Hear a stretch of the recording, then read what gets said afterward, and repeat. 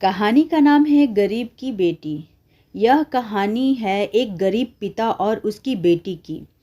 एक बार वह गरीब व्यक्ति अपनी बेटी को उसके स्कूल से लेकर शहर के एक महंगे होटल में पहुंचा।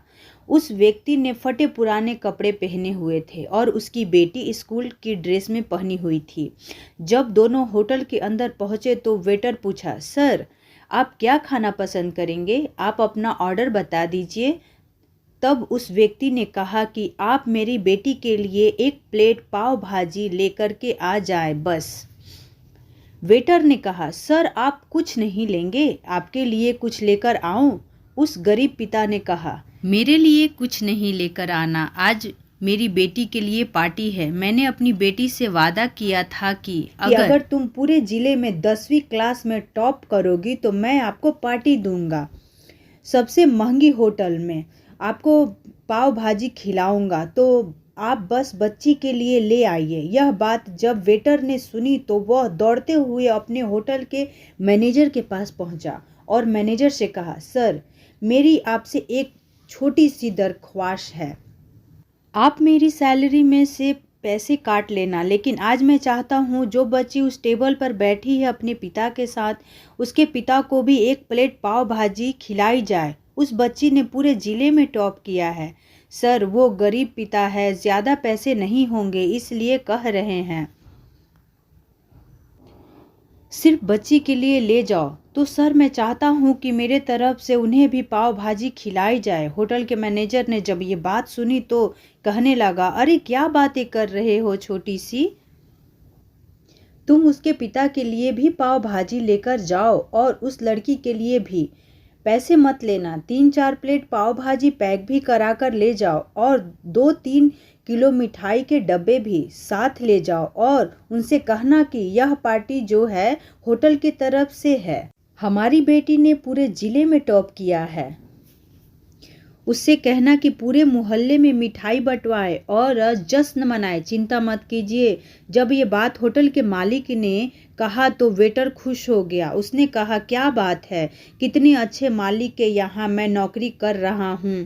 जब वेटर 3-4 प्लेट पाव भाजी लेकर पहुंचा तो यह देखकर लड़की के पिता चौंक गए और बोले, मैंने तो सिर्फ एक प्लेट ही पाव भाजी मांगी थी, इस सबको देने के लिए मेरे पास तो पैसे नहीं है। वेटर ने कहा, क्या सर शर्मिंदा मत कीजिए, यह हमारी तरफ से है, ये बेटी आपकी ही नहीं हमारी भी बेटी है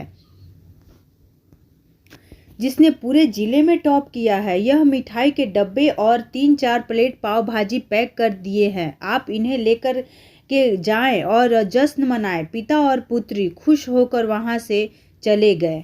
कई साल इस बात को बीत गए और उस बेटी ने इतने साल कड़ी मेहनत की और यूपीएससी की तैयारी करके कलेक्टर बन गई।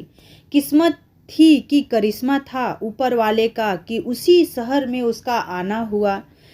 उसके द्वारा सूचना पहुंचा दी गई कि कलेक्टर मैम आने वाली हैं और उस होटल में खाना खाने वाली हैं। कलेक्टर साहिबा की आने की खबर मिलते ही उस गांव के सभी लोग कलेक्टर साहिबा को देखने के लिए वहां पहुंच गए।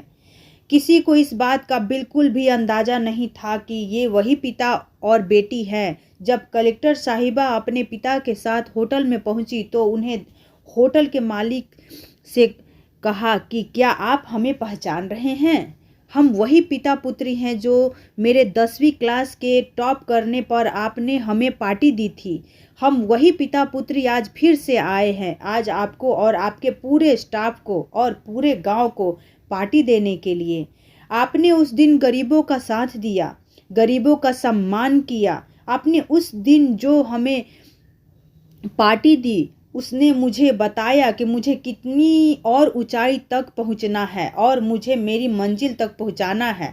आप मुझे एक नया प्रेरणा दी और उसी प्रेरणा का एहसान चुकाने आई हूँ।